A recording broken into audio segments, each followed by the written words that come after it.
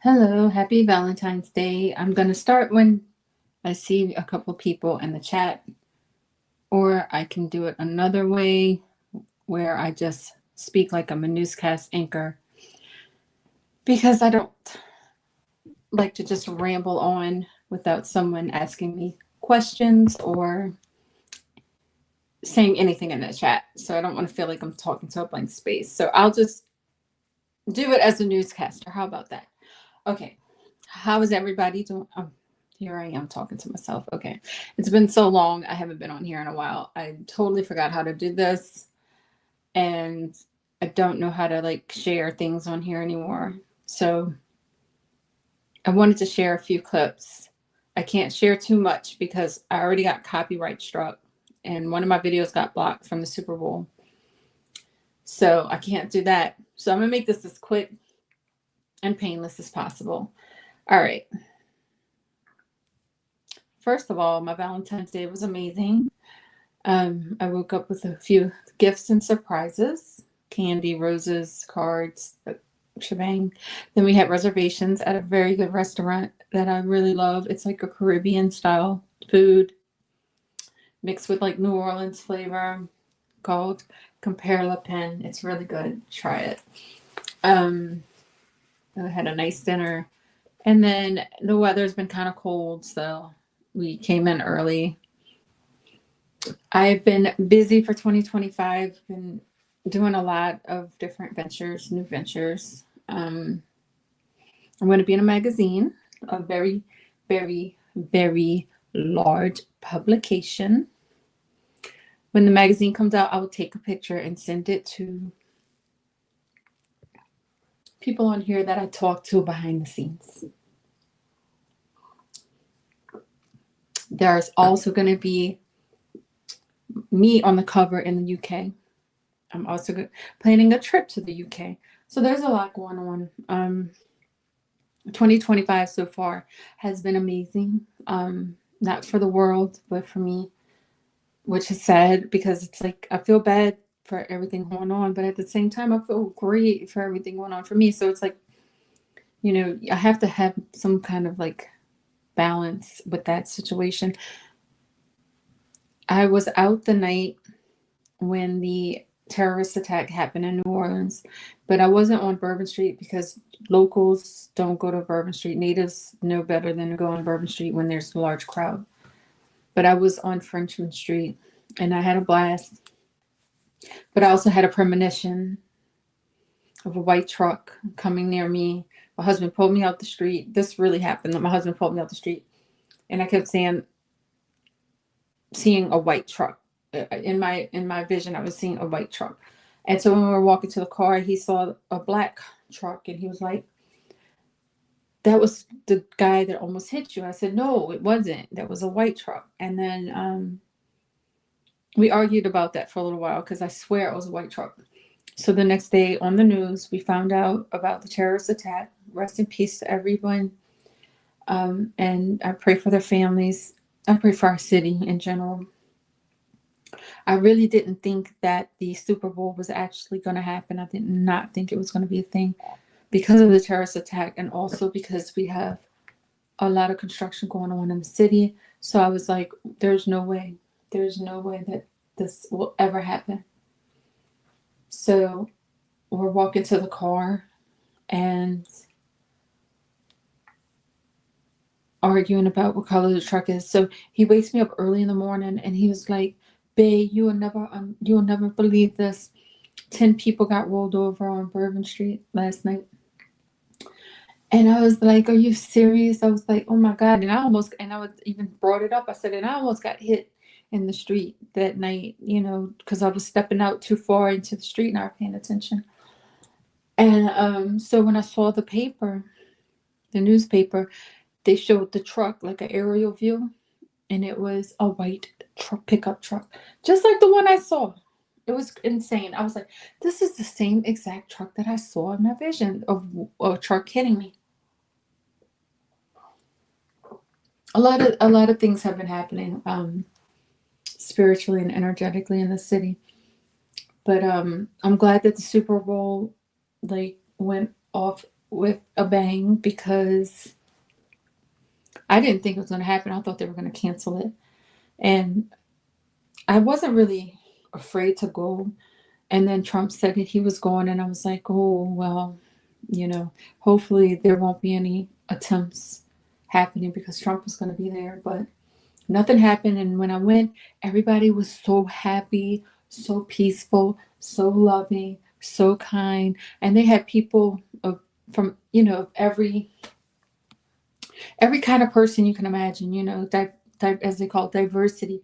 It's very diverse. And everyone got along great. I mean, it was not what you see on the news, where people are fighting and angry, and people hate other people because of what they are and all this. It was none of that, none of that. And my husband likes the game, but I like the entertainment. So before the Super Bowl started, the actual game, we went early to the kid tailgate party, and they gave us like drinks and food. It was super fun. They had performers. They had two stages. One stage did like a really cute 1940s brass band style with costumes, and then they had little bars set up, little private bars that did different themes. And then my boy came out, Post Malone. He fucking rocked the stage. Like, I am a huge fan of Post Malone now because I swear that dude, he can put on a show. And then what killed me was while he's on stage, he like pulls out a cigarette. So he's smoking and freaking singing and rapping and not even losing a breath. And I'm like, how in the hell does Post Malone do it? I don't know, but I'm a fan. Now I'm a fan. I never really paid attention to Post Malone, but now he has my full on attention. Okay. So we're partying there at the tailgate, and then after Post Malone got off the stage, we go to the Superdome. It wasn't a far walk; it's like up the street, like a breezeway. So we go into the freaking dome, and our seats was on the third level, and we were on the first level, about to get to the escalators to get to the third level, but I heard them singing the Star Spangled Banner, and I'm like, oh shit. And then I hear booing, and I'm like, what the hell are they booing? And then I looked on the screen, and then I seen Trump, and they started cheering, and then I'm like, okay, so they only flashed Trump for like, I swear to you, 1 second. 1 second. Like, they didn't even keep the screen on him. They showed him before, like, on the screen, like shaking hands with the players, I guess, like before everyone got to their seats. But when I was there, they only showed him 1 second. And then I think the booing before that was the Taylor Swift booing. So anyway, so we get to our seats, and the game starts, whatever. It was horrible. The Eagles did not even try. And I'm not a football fan. I don't know anything about football. I know my husband was pissed, but he's not really a Chiefs fan anyway, but we're Saints people. We're Saints. We're just diehard Saints fans. So whatever team would win, they were going to do it, like we didn't care. But I kind of knew in my heart that Philly was going to win, especially when I did a card reading and it kept saying defense with Philly. Philly had a good defense. And it also had like a woman that kept blocking the plays, and I was saying, well, who is this woman that keeps blocking plays? Like, who is this? I didn't figure it out until a couple of days later when I saw a woman on a film, and she had a voodoo doll of Patrick Mahomes, and she kept stabbing it, and I'm like, this bitch has no idea what she's doing. For number one, when you use a voodoo doll, you have to know what you're doing. Like, you can't just play around with that. And if the lowers give you what you want, you gotta pay the lowers back. Like, you can't just ask for something, the lowers give it to you, and you don't give them something in return. And you gotta figure out what those lowers want. And it could be something that you don't want to do. And if you don't do it, then they'll take something from you, something very special and valuable from you. That's why when you practice any type of like voodoo, when it comes to the Loas, you have to really understand. And another thing that this Philadelphia Eagles fan doesn't know is, or she might know, she might be from here, who knows? Our Caesar Superdome is a vortex to the spiritual realm.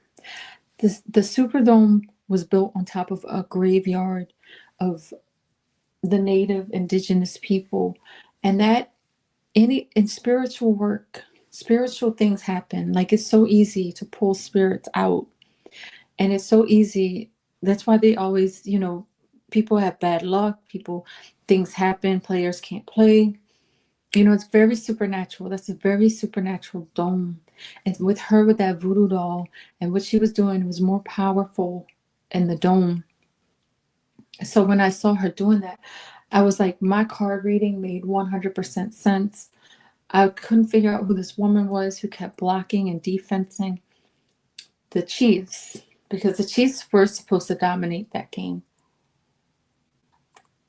But the spirit stepped in. So whoever you are, lady, you're messing with these Loas, you better have something to give them. And I'm not talking no dollar bills and no fruit cakes, honey. Sometimes they want blood. All right, so moving on. So from there, what happened? Okay, so I did a lot of like walking around, partying, talking, like, because the food, the drinks there, the bar there is amazing. So I did a lot of walking. Hey, BXO, how you just coming in? Did you hear anything? Because I don't want to have to repeat myself.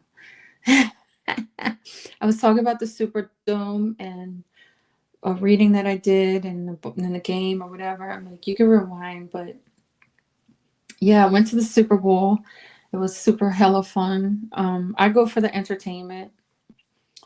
The Star Spangled Banner, like John Baptiste really did a good job. It was almost like watching Stevie Wonder perform. But I hope all is well. You just check. Okay. Okay, yeah. Oh, cool. Yeah, so I hope all is well with you and your family. So John Baptiste is a very famous musician in New Orleans. He grew up here. So he did the Star Spangled Banner. It was really, really good. I ran into Gordon Ramsay, which was like, I was like a fangirl. I was like, oh, Gordon Ramsay. Like, you know how long it's been since I've been trying to meet him.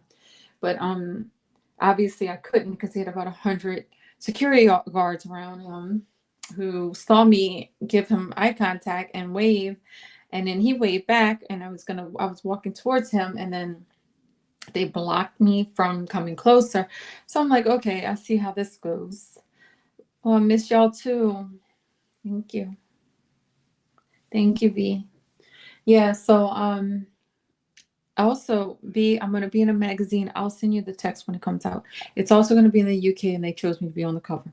And that's just the short version of it. But anyway, shit, what was I saying? Oh, so the Super Bowl. Y'all, I saved my battery. I saved my battery on my phone because we were out there since 1 o'clock. And I had my phone charged all night because I said, I am not missing this halftime show. I am not missing it. I am not missing my chance to see Kendrick Lamar do the halftime show.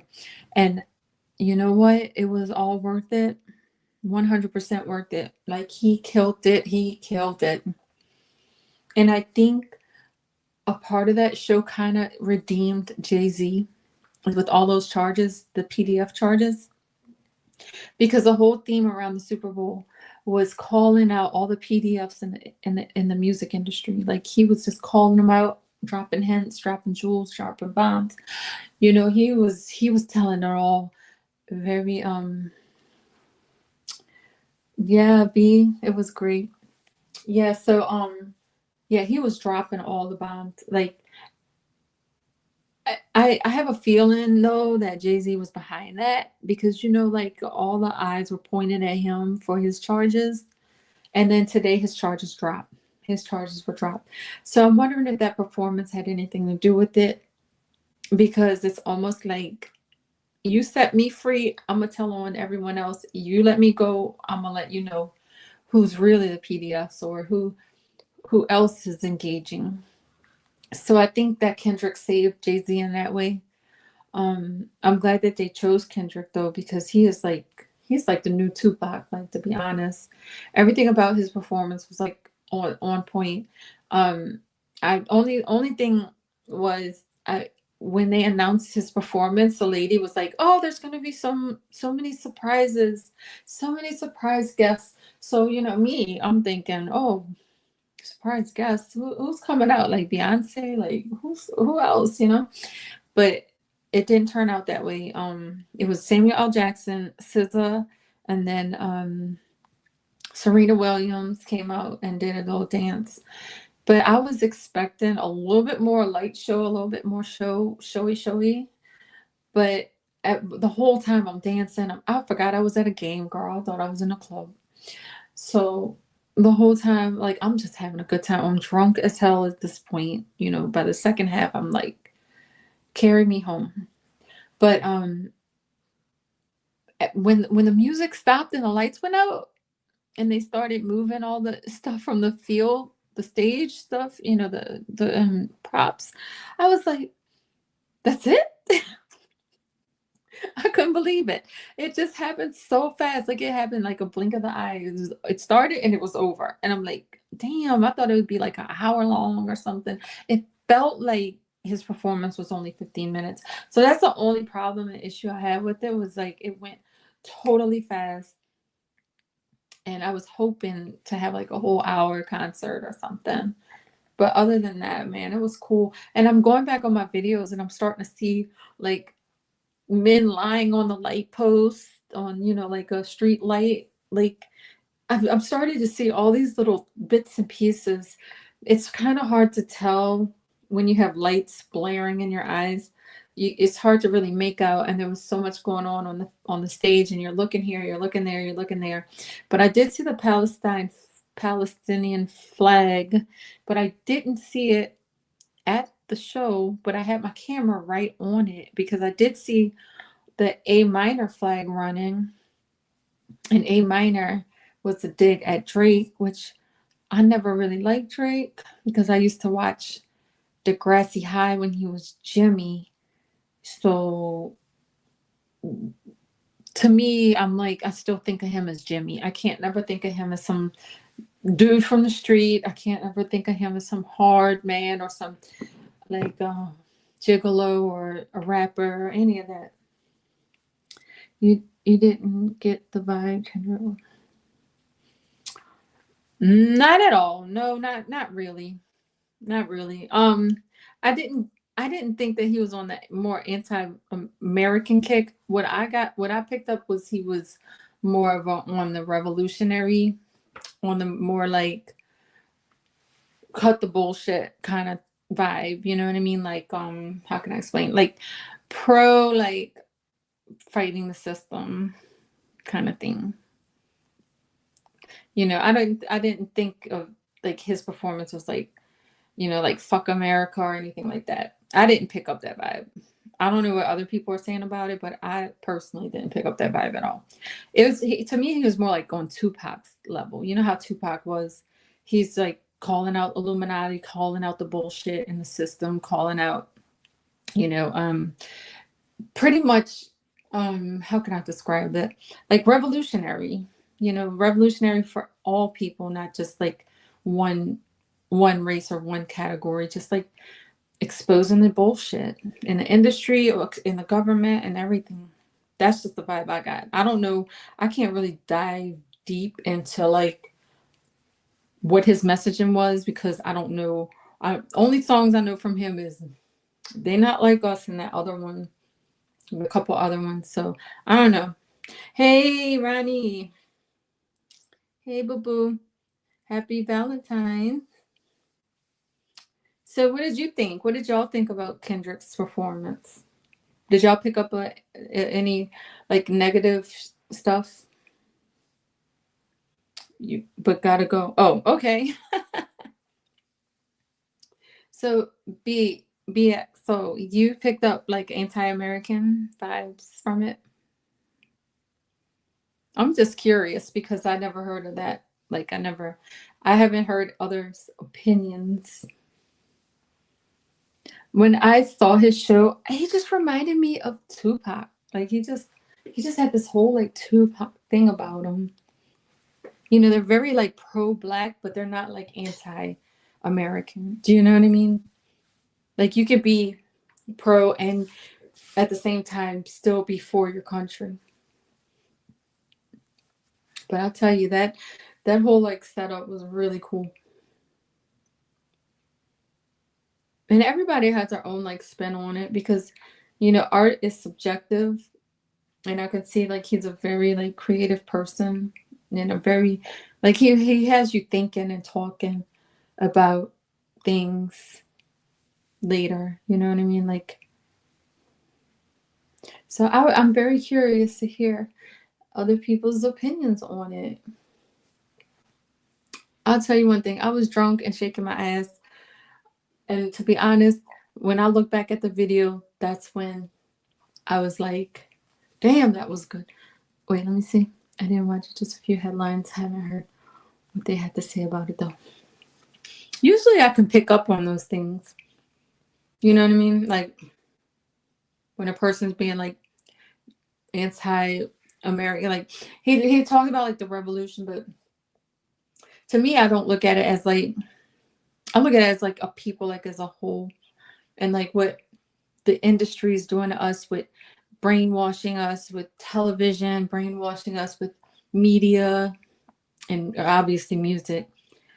But I didn't get any like racism or American hatred at all. But you know what, BXO, news channels and all that, like news people, they always try to like divide and like race bait and everything. So I don't, you know, they probably took it the wrong way, or they're probably already, you know, being offended by certain things going on politically. So they probably just have like some sort of animosity already against any of that. You know what I mean? I don't know if I'm explaining it right, but sometimes when people are constantly obsessing over certain topics, then everything that they see become that thing that they're obsessing over.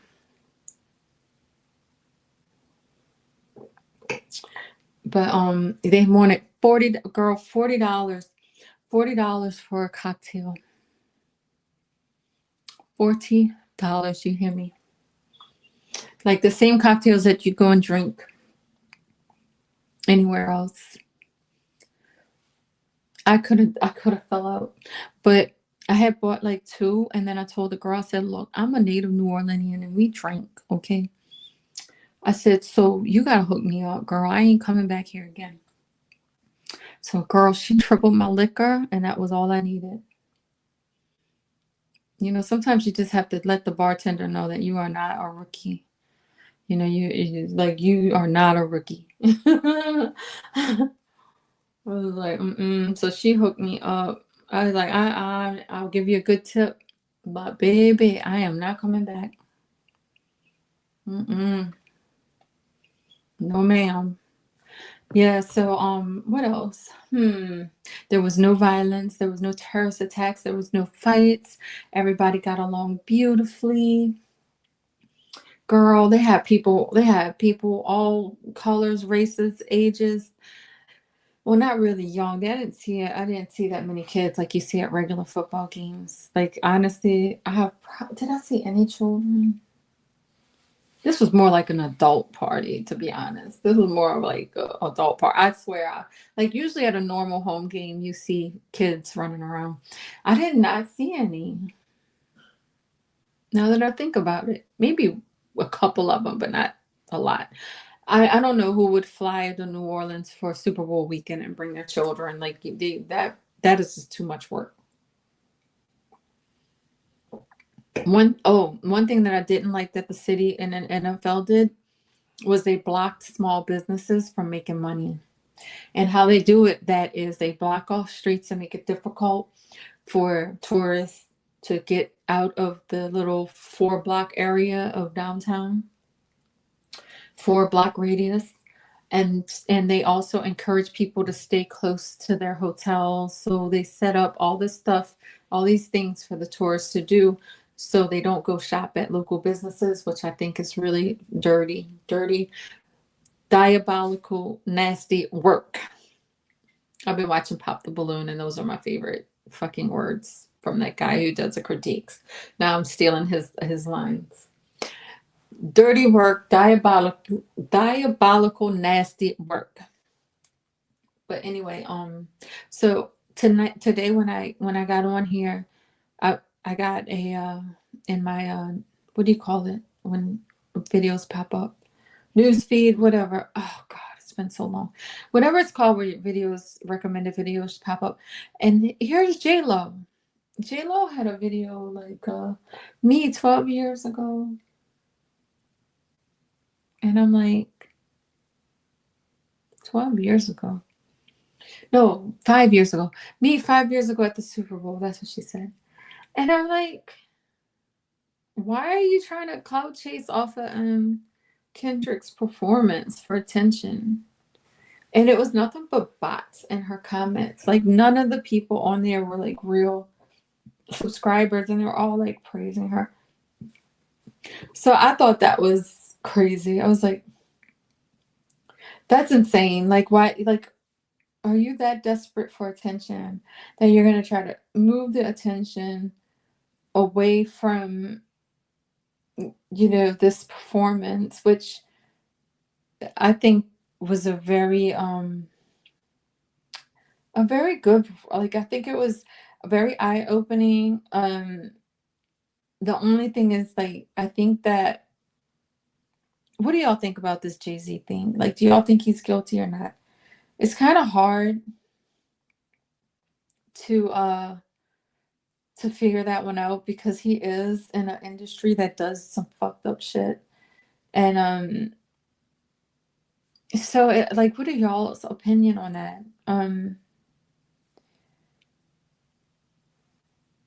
Honestly, I yeah, they do stuff. They do stuff. And they don't ask for ID when they do stuff. They don't say, "Excuse me, how old are you?" You know what I mean? And from what I saw, the girl's story kind of checked out. It checked out. The thing is, the year was wrong. The year was wrong on the dates, right? So I found it very interesting that the whole Kendrick Lamar performance was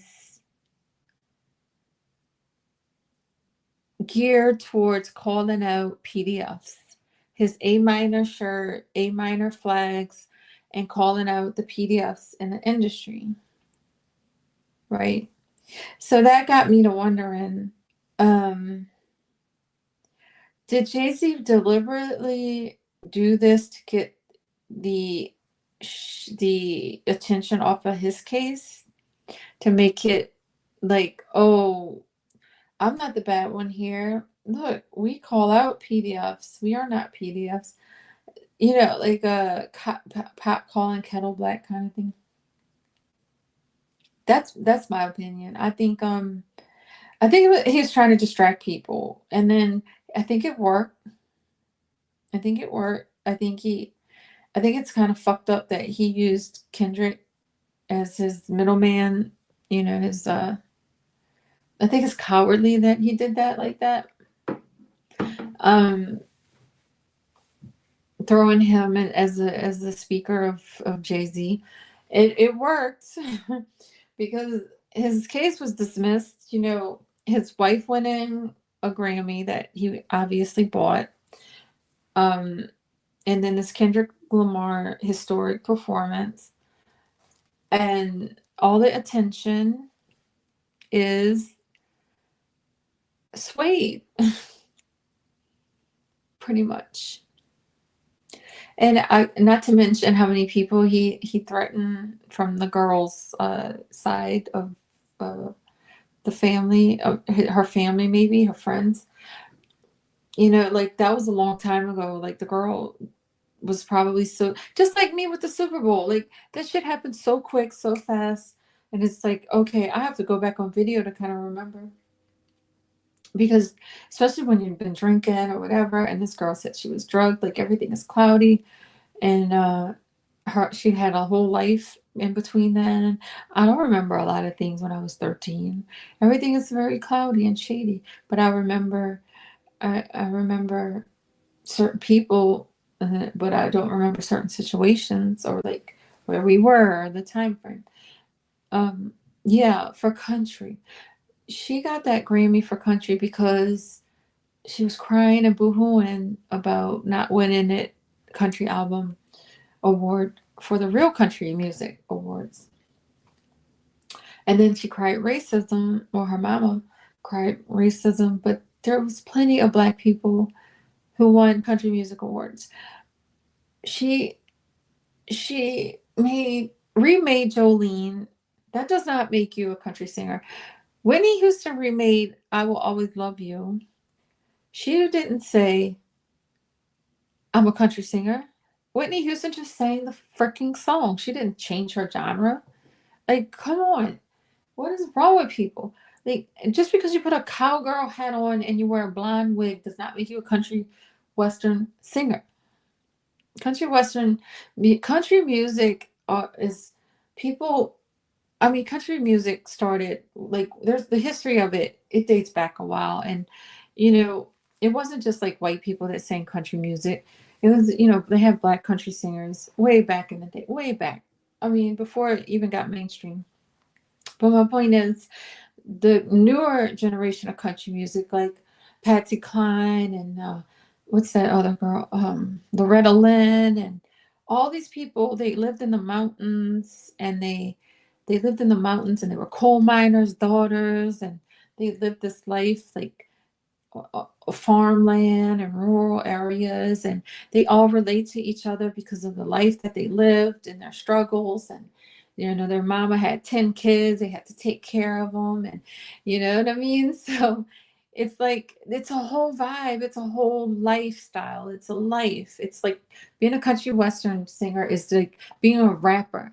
It's like, it's a lifestyle. They, like hip hop and rap, they grew up in the hood. They know their struggles. It's like a unity, a brotherhood, a sisterhood. They understand each other. They don't even have to like say a word and they get it, And that's like country western music. This bitch didn't grow up on a fucking farm or no goddamn coal mine. She doesn't know how to make moonshine. When this bitch knows how to make moonshine, then I'm going to say, you're a country singer. But until you can't make fucking moonshine, kill a deer, and fucking skin it, and put it on the back of your truck, then I don't want to hear that you're no fucking country singer. Okay, Beyonce? That's my take on it. So I don't understand why the hell she's trying to switch her genre anyway. Just make some music. And slap your name on it. Like you do everything else. Okay, y'all, I think this wine is getting to me. This wine is pretty strong. But yeah, so that's my take on that whole Beyonce thing.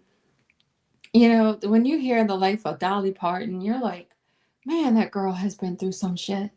Dolly Parton has been through hell. She said they were so poor, she had to make her makeup from berries. You know what I mean? Beyonce's mom took her to freaking the Mac counter in Macy's to buy her makeup. Like, she, all right, Beyonce, you need some makeup? All right. They went to the Mac counter. Dolly Parton went out to the fucking fields to pick berries and smash them to make eyeshadow and fucking lipstick with rosebuds and shit. I just said that, Mr. Rounds. I said that. I said country music before was sung by blacks, and then I'm talking about the newer mainstream artists of country music. I'm not talking about way back in those days. I'm talking about when it crossed over. That's what I'm talking. Yes, I do know that, Mr. Round, but that's not what I'm talking about. I'm talking about country western singers that have been doing country western for the past, since like the 40s, 30s, or however long, 1940s, 1930s. These are rural people who lived in the mountains, who, you know, yeah, it's a whole different vibe. But I mean, you can also say Johnny Cash was a rapper then, if you really want to get technical, because Johnny Cash rapped too. Most of Johnny Cash's music, he was a country western singer, but he also rapped. Most of his songs is about rap and being in prison and shooting people. If you really want to get technical about music, it's just like, we have our genres, and now we have our categories, we have our genres, and it's all separated. And, like at this point, it's kind of irrelevant on who started what by now, because people have claimed their own genres now. It is what it is, and that's what it is. Doesn't even matter. Right. It doesn't even matter. Her music was pure hip hop. I mean, pure R&B. It was R&B with a little bit of like, I mean, like I said, you can't just cosplay your way into country. You just can't. And her music sounds, there was no, like, if she had a guitar, like, the instruments that they use, she could make country music, but she's not a country singer. She can imitate country music. She can give, you know what I mean? But she's not a country singer. Two different categories, two different lifestyles, you know. But yeah, I mean, it's just like, okay, everybody gets on Eminem about being a rapper, but when he first came out, and like, Vanilla Ice, and like, oh, you're not from the hood, blah blah blah. This is not real hip hop. But some people, they give them cred or not, but if in that case, it's like double standards to me. It can be double standards at that point. She didn't start off country. She didn't grow up country. Just because she's from Texas, that doesn't make her country either. A lot of people from Texas, and they don't. Then they live like the Beverly Hills, like they grew up in Beverly Hills. You would never even know they're from Texas. So that doesn't make you country either. Yeah. But yeah. So that's my rant.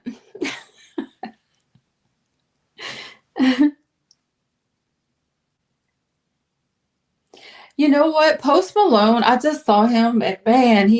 When he hit the stage, I didn't even know who was up there at first.